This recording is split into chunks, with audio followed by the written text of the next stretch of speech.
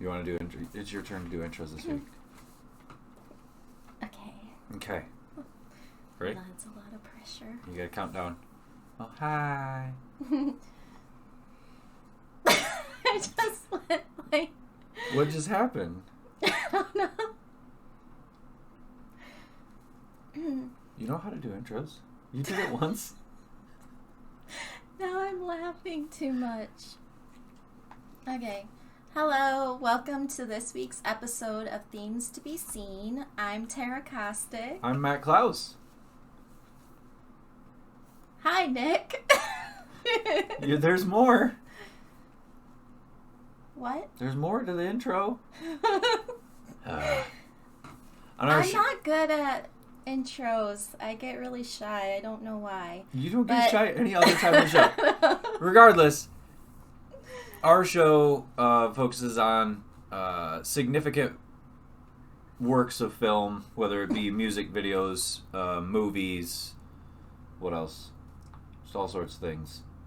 And we specifically focus on ones that use acting and symbolism, which the idea that I just said that with the chihuahua head on Sarah Jessica Parker's body right next to me was just the most ironic thing ever. But movies that use symbolism and acting to tell story and undertone. Mm-hmm. We also feature 2 brand new segments. We have our Scene Again segment, which we go back and revisit movies that we used to love when we were younger, or maybe a movie that, say, Matt loved when he was younger and I had never seen, or vice versa. Or one we just saw when we were younger and we don't know whether or not it holds up still, if it still looks good. Mm-hmm. So for this week's Scene Again segment, we'll be discussing Mars Attacks. We also have Themes to Be Heard, which we discuss music videos because a lot of well-known film directors actually started with making music videos. So this week we'll be discussing the Learn to Fly video by the Foo Fighters.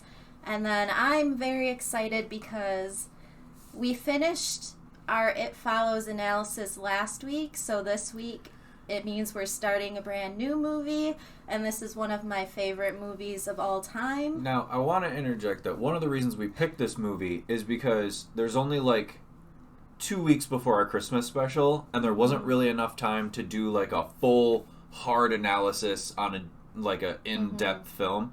But to pick a good one that's still significant, that doesn't get the appreciation it deserves, I feel like that this is perfect for that. So with this movie, it is Streets of Fire from 1984. We won't be going as deep into it as like It Follows.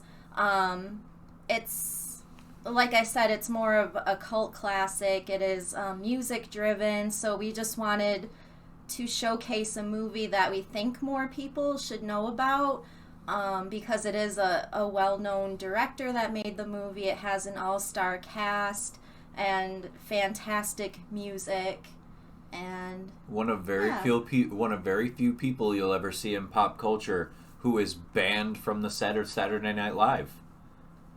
Which one? Leaving. Oh yeah. Leaving from the punk group Fear is in this movie. He's actually really good. Yeah. All right. So on Scene Again this week, we both saw this movie years and years ago, and we remembered nothing about the actual like substance of it. But we both thought it was pretty funny. Bits and pieces, but even back then, I remember thinking like, "Oh, this isn't like a great movie, but it's a good way to pass the time." Yeah. I do think rewatching it today made me appreciate it a little bit more. Yeah, I agree. Because as a kid, I might have missed a lot of the more subtle humor moments, but and the special effects still hold up really well too. There's some of them that look really they're good. Purposely made to look bad, but I still feel like a lot of it held up. There's some of it, like the practical effects, like the miniatures, the like in-camera explosions and stuff like that. That all still looks really good, but I feel like the CGI was purposefully poorly done. And if you look, the little ray gun, it's a bubble blower. It's remember the bubble guns? Yeah. That's what that is. Yeah. So, like, some of it is purposefully ridiculous, and some of it is, purposefully well done, and I think it walked a really fine line. It's one of those movies, like, in the 90s especially, like, it seemed like one year, a bunch of movies with the same genre or plot would come out, like, all at the same time. Like, Mars Attacks was actually written before Independence Day, but the filmmakers of Independence Day heard about Mars Attacks, so they, like, fought for the Independence Day weekend release, and Tim Burton had originally wanted it to be released earlier than that. So I just remember at that time it just seemed like there was a lot of, like, aliens coming to Earth kind of movies and just blowing up lots of buildings. Roland Emmerich do one too? Oh, that was Independence Day. Yeah. Okay. But I feel like there was Independence Day, Mars Attacks, and there was another one. What year did Starship Troopers come out? Was that the earlier. Next year? No, that was earlier. I don't know. It just seemed like at the time a lot of movies that seemed similar came out. I did see Independence Day in the theater. And I'll tell you why. So my parents actually went to see it in the theater before us, but that scene where they're, like, in the tunnel and is it Vivica A. Fox? They have the dog, the golden retriever. Well, yeah. And I know what you're talking about. I don't know if it's Vivica Fox, though. I don't remember exactly. I haven't seen Independence Day in forever either, but my mom loved that scene. I'm a big animal lover. I think I get it from my mom because she has always loved animals too, but so she and my dad went to see Independence Day in theaters, and then they came home and my mom was like, I'm gonna take you kids to see this movie. It was awesome, and there's this one scene with a dog that you're gonna love. So, like, mostly because my mom wanted us to see this scene where the dog gets out of the tunnel on its own. Yeah, they're calling the dog, and you think, oh no, the dog's not gonna make it, and then it makes it just in time. It was Vivica A. Fox. How did I forget that she was in that movie? She's in it for such a small amount of time, apparently, that I forgot it was even her. But, yeah, so I saw that in theaters. Mars Attacks, I don't think I saw that until it came out on home video. And Starship Troopers came out the next year, 1997. So, this was probably the only movie I ever saw in theaters with Scott. And it's because, like, if he's going to watch something, it's going to be totally off-the-wall silliness. You know what I mean? He wasn't interested in deep film. He wasn't interested in it. He wanted to be entertained, and that's what mattered. And I think this is the only movie he and I ever went to see together in theaters, which I find this movie has more in common with Attack of the Killer Tomatoes than it does with Independence Day. So if they'd have been able to see these two movies and saw that they were not in any way comparable, really, it would have made a difference. Well, yeah. So Mars Attacks came out on December 13th of 1996, and that's actually why when the aliens, shoot a lot of people, like the skeletons are red or green, they decided to infiltrate, like, more Christmas colors into the movie just because of when it was going to be released. But Tim Burton at the time was working on a movie about Ed Wood.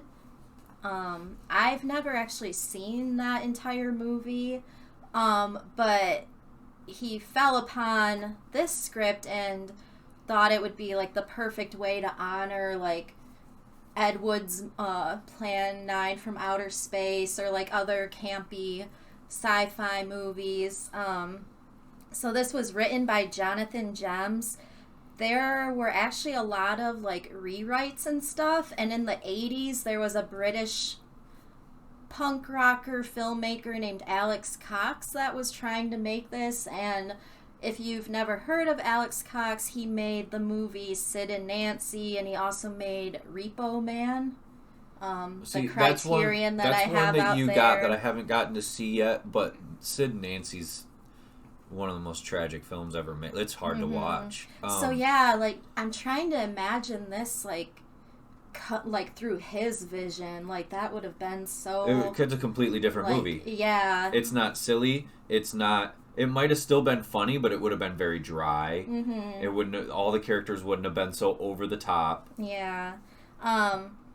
But essentially, Mars Attacks was based on these trading cards. And they're just Topps trading cards. Cards with pictures of different crazy things that would happen during an invasion from Mars. Mm-hmm.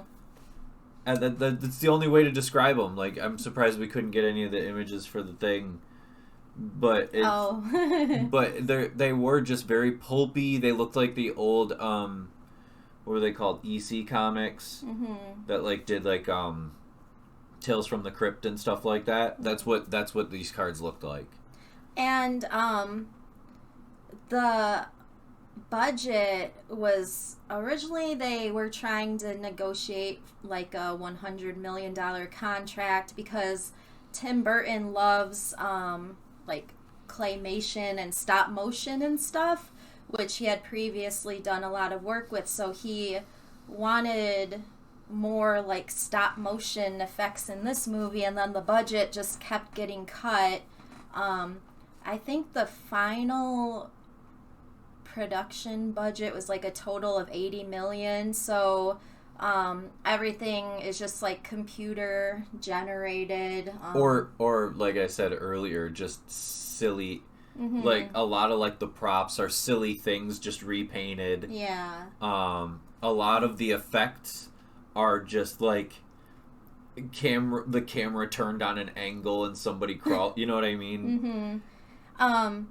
And then at the time, because it had a budget of $80 million, and then they spent another $20 million just on the marketing, and the overall box office budget was $100 million, so it was deemed a box office bomb. But it's a very campy movie, and it does have this crazy like A-list cast that was done purposely because of like the disaster movies in the 70s, like the Poseidon Adventure and stuff like that. Like those movies always had like a group of A-list actors, so they kind of used that same method with the casting on this. And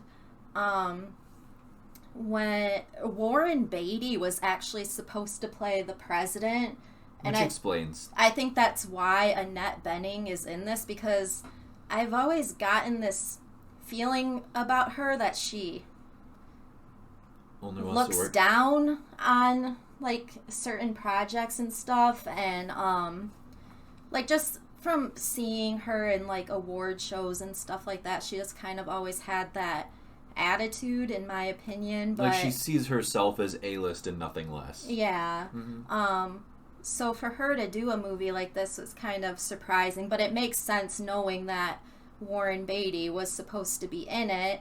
And then it came across to Jack Nicholson because he had previously worked with Tim Burton on the Batman movie. And he joked around and he was like, oh, what if I play like every character in this movie? So that's why he plays two. He plays two characters in this. He plays the president, and then he plays Artland. Yeah. Which is obviously not, like it's a very obvious joke to the idea that this guy's like a real estate developer mogul kind of guy. Yeah. And then of course the music is done by Danny Elfman.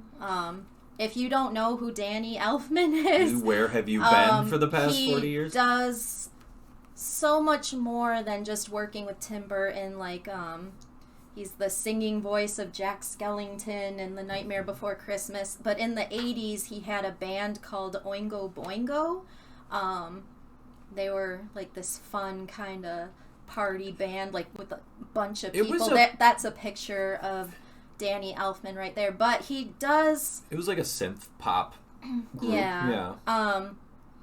They have this very famous song called Dead Man's Party. They also did the theme for Weird Science. Yeah. But Danny Elfman, like, he's composed the theme to The Simpsons. Gosh, he's done so much. I can't even think of he did all everything. the music for Nightmare Before... Well, almost anything Tim Burton's done. Yeah, almost but anything. actually, while they were making The Nightmare Before Christmas, they started having a lot of creative differences. So then they didn't talk for, I think, like 2 years. And that's one reason he doesn't do the music for Ed Wood.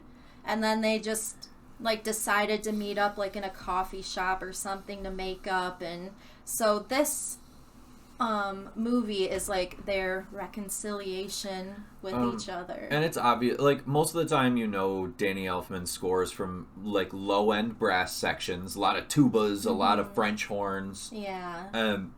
The boom boom boom boom boom. But like think of the Beetlejuice theme, like it's very animated. And then only with this one we get multiple theremins at a time. There's a lot of yeah. And it sounds like he really wanted to take his music and make it sound like that 50s B movie kind of sound. Yeah. And he pulls it off. He's an extremely intelligent composer. And yeah. But yeah, there's this great A-list cast. There's a few Tim Burton regulars as well.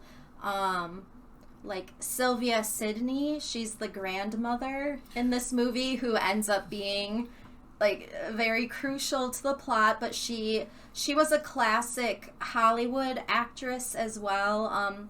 But Mars Attacks was her final feature film. She was also the lady in Beetlejuice, the like death consultant who smoked and the smoke would come out. Which anytime, what she was great at was delivering, like her delivery was always so perfect. Any movie that you see Sylvia Sidney in, her delivery gets you every time. And there's a couple of deliveries in this movie that even like at her advanced age, you can tell that she's probably in her mid to late 80s in this movie. Yeah. And she's still spot on with her comedic timing. It's great. Yeah, she sadly passed away about 3 years after Mars Attacks came out. Danny DeVito is in this. For a minute. Yeah, it's very weird. He's one of the top billed actors, and I think he only has like a less than 2 minutes of screen time total. Olan Davis is only in it for a couple minutes. And then Jack Nicholson, of course. We get a good old fashioned Joe Don Baker sighting in this movie. Woo! If you're not familiar with Joe Don Baker, if you look up his filmography, you'll see that it's very rare he's in the top billed class, the top billed cast. But he always does he's always evil redneck number 1 or something. Like he's always just a kind of a bastard. It's weird too because going back and rewatching this, it's like, oh wow, like these specific actors have worked together before, like him and Pierce Brosnan, because wasn't he in some of the James Bond movies? Joe Don Baker? Yeah. No. I thought he was. There's no way Joe Don Baker was in James Bond movies. I thought he was. Like, I thought he and Pierce Brosnan had worked together, but I think he may have worked on other stuff with Pierce Brosnan. That's perfectly understandable. But there's no way they got Joe Don Baker. I could have sworn I saw that, though. But then, of course, you have Sarah Jessica Parker, and then the TV scene, Willie Garson is one of the corporate guys, and of course I've been watching a lot of Sex and the City recently. She's been rewatching all the way through the entire series. So if you ever follow my Twitch, it's just the Klausy. Because if she's out there watching Sex in the City, I'm like, all right, well, I'll just be in the studio streaming. And she'll be like, okay. But yeah, of course, Willie Garson was also on that show with Sarah Jessica Parker. Like Pam Grier, Jim Brown, Tom Jones. Jim Brown is great in this movie. I love him in everything. And a funny thing about Pam Grier, so... holy shit. He wasn't with Pierce Brosnan. He was in old... That's why I couldn't think of it. He was in... Yeah, right. Yes! He was in... he was in old... He was in the... No, he was in those movies with Pierce Brosnan, Oh, too. he was in GoldenEye. That was his last one. He was the original... Okay. If any of you have ever seen Walking Tall, you'll go, okay, yeah, that first action movie with Dwayne Johnson. No wrong. There was a trilogy of movies called Walking Tall with the exact same story, because those movies with Dwayne Johnson were remakes, all starring Joe Don Baker as the main character. But anyway, I was talking about Pam Grier. I was excited. So during GoldenEye and Tomorrow Never Dies. I can't. Thank you, Nick. Oh, it is. Damn. But yeah, Tim Burton really wanted Pam Grier in this movie, so he was calling her repeatedly, like, oh, get on a flight, come to LA and audition. But her dog at the time was terminally sick. And she kept, she wanted to do the movie, but she kept declining it because she didn't want to travel. She didn't want to leave her dog. And so after a while, Tim Burton was like, you know what? She auditioned and she got the role because in the movie, the mom refuses to leave without her sons and she does not want to leave her dog. So, same thing. She belongs in that role. But... Oh, and then, you have, Lucas Haas and Natalie Portman. Lucas Haas and Natalie Portman as very young people. I think this movie was right before The Phantom Menace. So, right before her career was going to, just take off. Michael J. Fox. She was going to be huge no matter what, though. Yeah. Yeah. Jack Black. That was a funny thing rewatching this. And then I never had realized that the girlfriend was Christina Applegate. Because she's only in it for 2 scenes. Christina Applegate's in this movie for 2 scenes. Jack Black's in this movie for maybe three scenes. Yeah. Oh, and Glenn Close. We can't forget 2 scenes. Glenn Close. And then, of course, Martin Short. And the female alien was played by Lisa Marie, who was Tim Burton's girlfriend and muse at the time. She was actually the inspiration for Sally in The Nightmare Before Christmas. Really? Yeah. But she was a model, and supposedly she met Tim Burton at a Starbucks or something. But yeah, so Lisa Marie was the female alien, and then she was also in Ed Wood. She played Vampira. But then they broke up. She broke up with him after he filmed Planet of the Apes, because I think that was when he met Helena Bonham Carter, and they must have had an affair or something. Well, there was also a weird thing going on in especially in Britain film at the time, because you had Helena Bonham Carter, Tim Burton, Kenneth Branagh, and then all the chicks Kenneth Branagh was hooking up with. Oh, yeah. Kenneth Branagh was famously married to Emma Thompson, and he had an affair with Helena Bonham Carter. Yes, but not just Helena Bonham Carter. That's so there's so sad. There's a whole story arc. There's a season of a Ryan Murphy show going on in Britain at that time, which would be actually Ryan Murphy, hit us up, we'll write it. But yeah, so when the movie, we haven't even started talking about the movie itself. We need to try to start keeping these segments Well, shorter anyway, so we don't really have to get into the plot. I mean, it's pretty simple. The first insane thing it starts out with is a stampede of burning cows.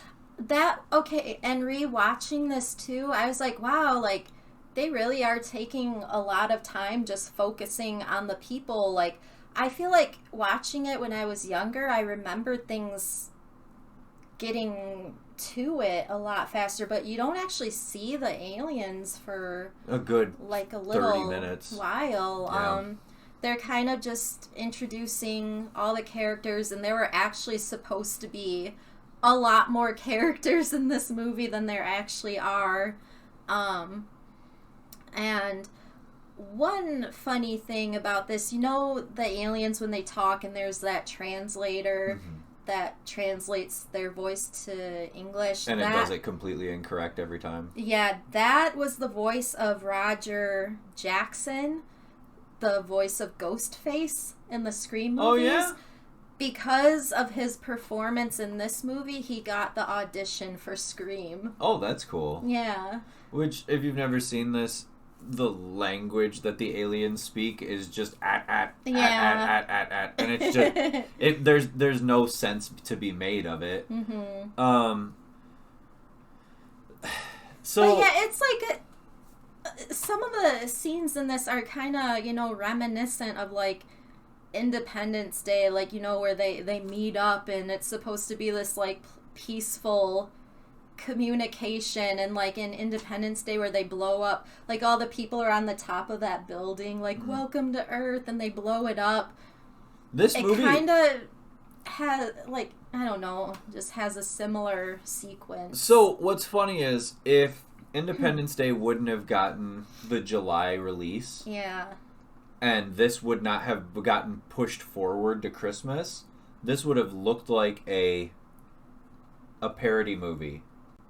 Like, made within 6 months. Yeah. You know what I mean? Because it is so closely paralleled on a lot of the things that they... Because Annette Bening's character... That makes sense, because at that time, I probably thought that's what this was. Because I was like, oh, wow, like, another alien movie, and there's a lot of, like, similarities, like, they're blowing up Washington and stuff. Instead of the White House... At that time, it didn't compute in my mind, like, no, movies are actually time consuming, it takes a while to make a movie, and that's one of the big things is like and it is a parody because you have the people on top of the building that are like, oh, we're ready for you, and then you have Annette Bening on the back of a car holding crystals. You got like the redneck, so you got which Quaid was it? Oh, it was Randy. Randy Quaid being all weird redneck, and then you have Joe Don Baker and what's that actress's name? Oh, you said her name earlier, Olan Jones. Oh yeah, was it? Olan Davis. Yeah. Right? I thought it was. I don't know. It doesn't really matter. She was another 90s character actor, but they're like the guns and country rednecks, which they are the parents to Jack Black and Lucas Haas. And one is like this super, like, it's this stupid, like, oh, I'm so proud of my boy because he's going into the army to defend the country. And like they build him up as, which if you look at it from a military perspective, anytime they show Jack Black, he's actually what we would call a shitbag in the army. Like, he's not actually... He moves one road thing. He's not wearing his helmet. He left his helmet and his rifle yards and yards away in a Jeep, and he moves one, like, road sign, and he's like, oh. And, like, to somebody who's not really paying attention to the movie, they go, oh, they're just trying to show him as a... But everybody else is standing at attention with all their gear, and he has to run away to grab his. And then the idea that he gets first shot at the first person to be able to shoot at the aliens, and he pulls the trigger and his magazine falls out. Like that. It's pretty funny. Pam Grier. Oh, by the way, something we didn't talk about. We're watching this movie and this whole storyline about Pam Grier trying to keep her sons in school and keep them at home, keep them off the streets. And I'm looking at these two young guys who are playing these young boys, and I went, "That's Ray J." Yeah. And sure enough, it's little Ray J. And I think the younger son was he in Space Jam? I feel like he was in something else around that time too. I feel like he was in a few things at that time. Because when I first saw this movie, I was more familiar with like the younger actors, and then of course Jack Nicholson, because I used to watch so many movies with him. But yeah, it's crazy, like going back and watching this and seeing all these actors together, and then realizing like, oh, I thought that person was in this movie a lot more than they are. Yeah. Yeah. Okay, so we have to talk about some of Grandma's deliveries. So early in the movie, she gives this really heartfelt delivery because she's in the early signs of dementia. Mm-hmm. And Lucas Haas character, Richie, is the only one that actually cares about her. Everybody else has written her off. You know, she's just kind of furniture. And he goes to drive her back to the home that she lives in, and she's calling everyone Thomas. And the Jack Black's character doesn't care. His name's like Billy Glenn or something. Yeah. Jack Black's character doesn't care. He goes, "Goodbye, Grandma. I hope you're proud of me." And he like gets on a bus and leaves. And the Richie character is actually talking to her. Like he's actually, he's just talking to her like, because he's her friend. Mm-hmm. And he goes, "No, my name's Richie, Grandma." And she's calling everyone Thomas. And she goes, "Oh, I know, Thomas. Richie was always the best one." And it's kind of in such a silly movie, it's a little more emotional of a like, I was like, oh. Yeah. Later on, when the alien ambassador is giving a speech to Congress, and then they just start killing everybody, right? Mm-hmm. She has this line delivery where she's laughing and she goes, "They blew up Congress!" Yeah. And it is spot on one of the funniest parts of the movie. Yeah. The thing about this movie, too, there's not a lot of character development. Pretty much everyone sucks. In this movie, they're just like the whole. I mean, there is an underlying moral story to the movie, and it's that most people suck. Most people are only out for their own good, their own well-being. Which makes sense, too, because in this movie, we only see how it affects the United States. Mm-hmm. It's just like the United States is at the very center of it. It doesn't go beyond that. It doesn't show how it's affecting other areas. It's like, no, it's the President of the United States that is just dealing directly with speaking to this aliens. There's no, outside which is especially funny because the movie was made by a Brit.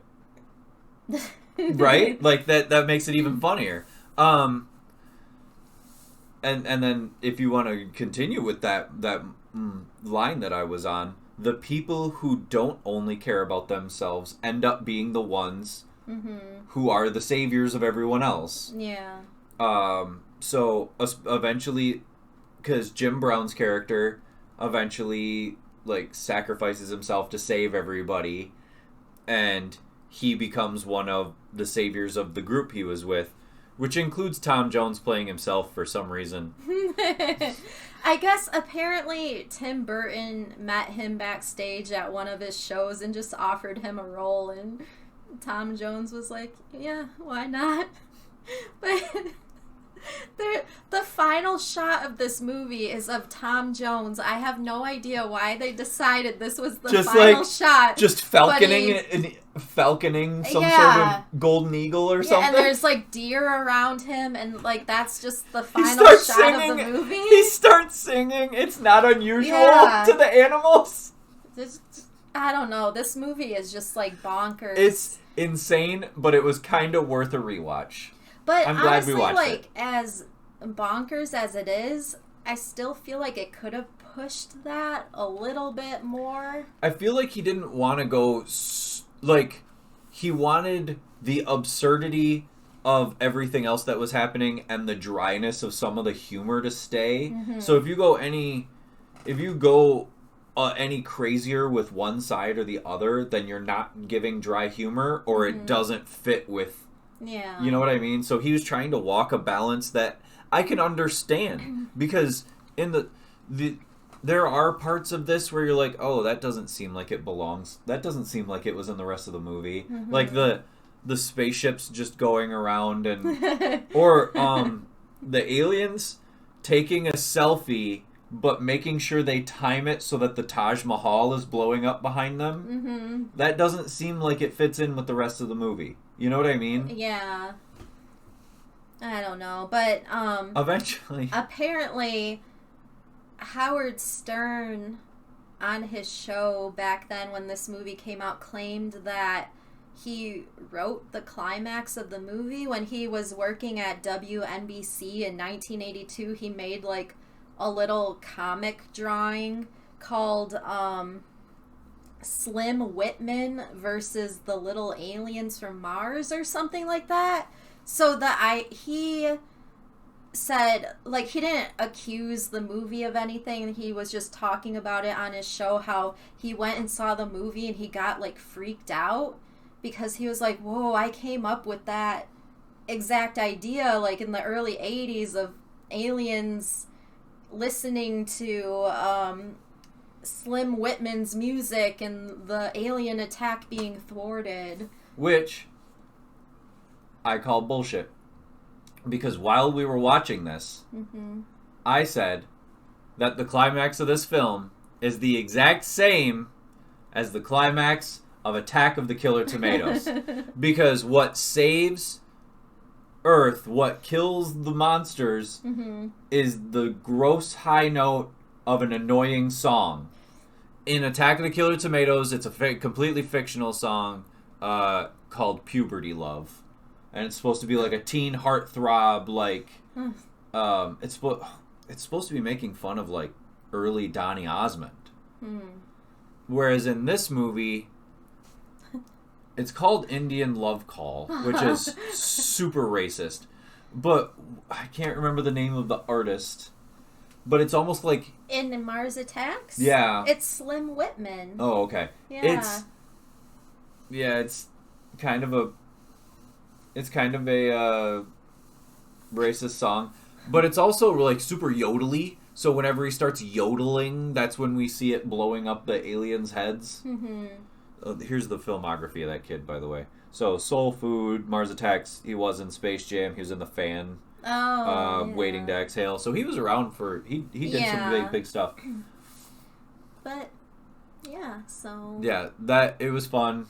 It's worth it. If you haven't seen it since it came out or you've never seen it, it's worth a watch for the fun of it. It's on Netflix right now. Yeah. So